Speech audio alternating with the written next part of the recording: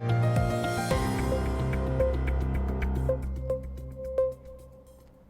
کابینہ اجلاس سے خطاب کرتے ہوئے شہباز شریف صاحب نے کچھ ایسی باتیں کہیں پاکستان تحریک انصاف کے حوالے سے جن کو سن کر لگتا نہیں ہے کہ حکومت کی پالیسی میں پاکستان تحریک انصاف کے حوالے سے ان فیوچر کوئی نرمی آئے گی۔ آخر اس طرح ہمیں کیوں لگتا ہے؟ وہ باتیں کیا تھیں اور ان باتوں کو بنیاد بنا کر پاکستان تحریک انصاف کو کیا نقصانات فیس کرنے پڑ سکتے ہیں، یہ جاننے کی کوشش کرتے ہیں محسن رضا صاحب سے۔ سر بتائیے گا وہ کیا باتیں تھیں اور کیا ہو سکتا ہے پی ٹی آئی کے ساتھ ان فیوچر؟ کیا نہیں ہونا چاہیے پی ٹی آئی کے ساتھ؟ دیکھیں، ریاستی سٹرکچر کو، ریاست کے امیج کو اور ریاست کو نقصان پہنچانے کی اتنی زیادہ کوششیں کرنا اور ہٹ درمی کا مظاہرہ کرنا، مذاکرات کی ٹیبل پر نہ آنا اور ضد کرنا اس بات سے کہ ہم کسی کو بھی نہیں مانتے، کسی کو بھی نہیں مانتے اب تک کہ ان کی یہی پالیسی رہی ہے، اس کے بعد ان کے ساتھ کیا سلوک ہونا چاہیے؟ آپ کو یاد رکھنا چاہیے بغاوت ہوتی ہے، اور اگر بغاوت کامیاب ہو جائے تو باغی جو ہیں وہ حکمران بن جاتے ہیں، سب کو تحت ایک کرتے ہیں، اور اگر بغاوت جو ہے ناکام ہو جائے تو پھر باغیوں کے سر قلم کیے جاتے ہیں۔ یہ تاریخ کا اصول ہے، کسی بھی جگہ پر اس اصول میں ہم کوئی تبدیلی نہیں دیکھتے۔ فرض کر لیتے عمران خان صاحب اگر کامیاب ہو جاتے and the federal government and its total federal apparatus and its machinery had bowed down, اور Imran Khan has been successful to bring it down to the earth، کیا نتیجہ نکلتا؟ عمران خان صاحب ہر چیز کو ٹیک اوور کر لیتے، نئے انتخابات ہوتے، عمران خان صاحب کو پرائم منسٹر بنا دیا جاتا، ان سب کو جیلوں میں ڈالا جاتا، آپ کے آرمی چیف، آپ کا پریزیڈنٹ، موجودہ ہر وہ آدمی جو عمران خان کا مخالف تھا اس کو انہوں نے دھول چٹا دی ہوتی۔ اب تک کی اطلاع کے مطابق اور حالات و واقعات کا جائزہ لیں تو عمران خان صاحب جو ہیں وہ پاکستان میں سیاسی افراتفری پیدا کرنے کے سب سے بڑے مجرم ہیں، اور ان کو سب سے بڑی سزا اس کا انتظار کر رہی ہے۔ وہ سزا کیا ہو سکتی ہے؟ تحریک انصاف پر پابندی، جو میں تقریباً کافی عرصے سے کہہ رہا ہوں۔ کس بات کو بنیاد بنا کر پابندی لگ سکتی ہے؟ یہ سب سے بڑی بنیاد تو یہی ہے جو 4 اور 5 کے درمیان ہوا ہے، یعنی کوشش مکمل کی گئی ہے۔ ہونے تو کچھ بھی نہیں دیا گیا حکومت کو، مطلب یہ پی ٹی آئی والے کہہ رہے ہیں کہ لوگ چاہتے تھے کہ لاشیں گریں، ہم نے ایسا نہیں کرنے دیا۔ پی ٹی آئی والے چاہتے تھے لاشیں گریں، لاشیں نہیں گری تو فیڈرل گورنمنٹ نے اس قسم کا سسٹم ان پلیس کیا، ریکارڈ پہ ہر تو چیز۔ کیا اس بنیاد پر کسی پر پابندی لگائی جا سکتی ہے؟ بات کا اگر انالیسز آبجیکٹیولی کیا جائے نا، آپ کی اور میری خواہش کو ایک طرف ہٹا کے، تو لگتا یہی ہے کہ سیاسی، دیکھیں میں اس کانٹیکسٹ میں ایک ایگزامپل آپ کو دے دیتا ہوں۔ پی ٹی ایم، پشتون تحفظ موومنٹ جو ہے، منظور پشتین والی، اس کے اوپر پابندی لگا دی گئی ہے۔ کیوں لگائی ہے؟ کچھ شواہد ملے اس حوالے سے؟ ان کے بیانیہ ہے ابھی تک کا، ابھی تک انہوں نے پاکستان کی اسٹیبلشمنٹ کے بارے میں اور ریاست پاکستان کے بارے میں، فیڈریشن آف پاکستان کے بارے میں، پشتون آئیڈینٹی کے بارے میں، اور مرکز گریز پالیسیز کے حوالے سے، یہ ساری چیزیں ان کے کھاتے میں ڈالی جاتی ہیں اور ان کو پاکستان دشمن قرار دیا گیا ہے۔ اور میں تفصیل میں نہیں جاؤں گا اس کی کہ وہ کیسے وجود میں آئی اور اس کے اسباب کیا ہیں، کیا ریاست پاکستان خود ذمہ دار اس قسم کی پالیسیز کے نتیجے میں ایسے گروپ سامنے آتے ہیں۔ اسی طرح کے کویسچن بلوچستان کے اندر بھی ہے، اس کی طرف میں اشارہ کر سکتا ہوں کہ جو ایگزسٹنگ ہمارا پولیٹیکل سٹرکچر ہے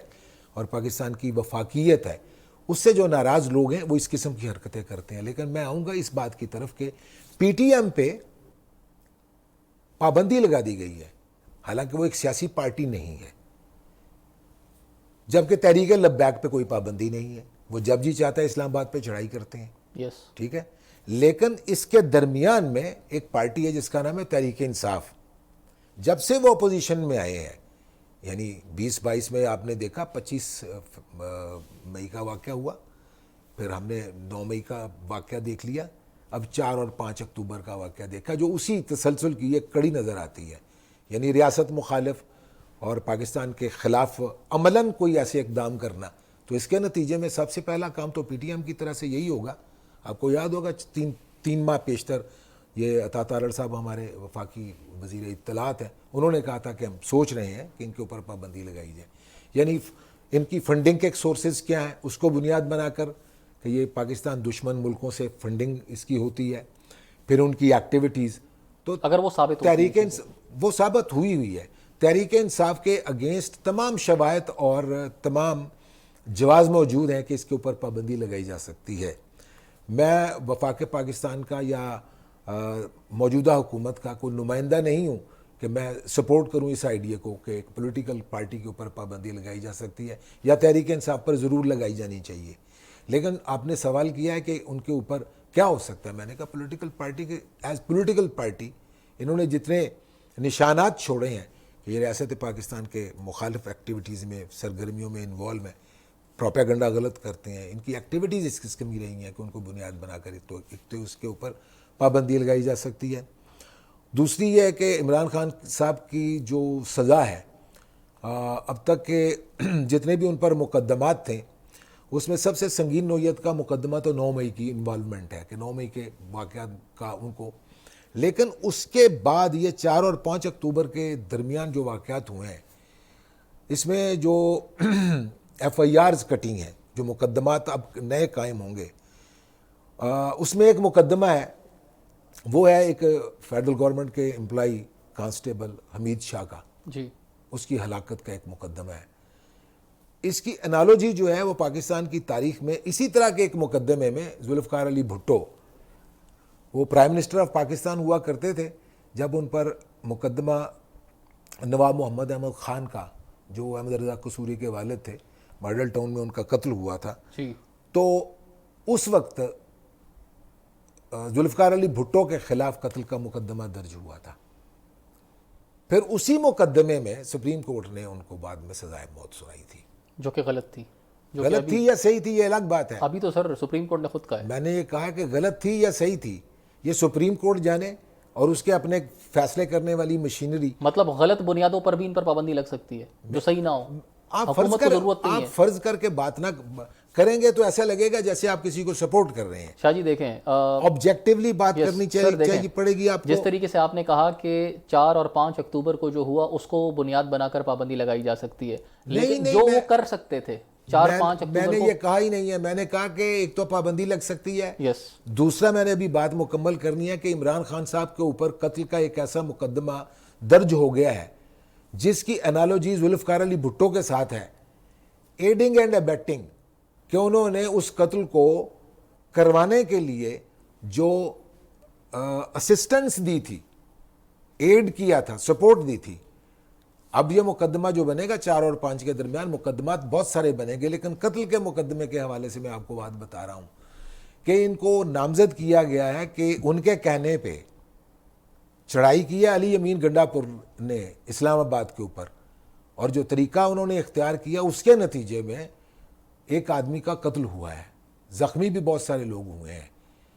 تو دوسرا کام یہ ہو سکتا ہے کہ عمران خان صاحب کے اوپر قتل کا مقدمہ ہو اور یہ بڑی سنگین نوعیت کا ہوگا۔ میرا جواب مکمل ہوا، اب آپ اگلا سوال کر لیں۔ شاہ جی اگر ایسا ہوتا ہے تو اس کے یہ کیا ہماری ریاست کے حق میں بہتر ہوگا؟ کیونکہ کچھ اطلاعات یہ ہیں کہ جو کانسٹیبل جن کی شہادت ہوئی ہے وہ آنسو گیس کی وجہ سے ان کا بی پی جو ہے وہ ہائی ہو گیا تھا اور ان کا ہارٹ اٹیک ہوا ہے، اس کے بعد ان کا انتقال ہوا۔ اسی طرح کا ذوالفقار علی بھٹو صاحب نے بھی عدالت کے اندر اپنا دفاع کیا تھا، اور کوئی آدمی ایسا اس وقت موجود نہیں تھا جو کہہ سکے، سوائے ایف ایس ایف کے اس وقت کے ڈی جی تھے جو بعد میں وعدہ معاف گواہ بن گئے تھے ذوالفقار علی بھٹو کے against, Masood some thing in کا نام تھا، اچانک میرے ذہن سے نکل گیا۔ تو ایسا کوئی وعدہ معاف گواہ مل جائے گا کوئی نہ کوئی۔ میں یہ نہیں کہتا کہ ایسا ہونا چاہیے، میں یہ کہتا ہوں ہو سکتا ہے، تحریک انصاف پر پابندی لگ سکتی ہے، عمران خان صاحب پر یہ قتل کا مقدمہ درج ہو سکتا ہے، اور تیسری بات یہ ہے ان کا مقدمہ جو ہے 9 مئی کے واقعات کے نتیجے میں ملٹری کورٹس کے پاس بھیجا جا سکتا ہے۔ اس طرح کی پاسبلٹیز کے بارے میں جان کر مجھے بڑا خطرناک جو ہے فیوچر نظر آ رہا ہے پاکستان تحریک انصاف کا۔ اب اللہ ہی حافظ ہو۔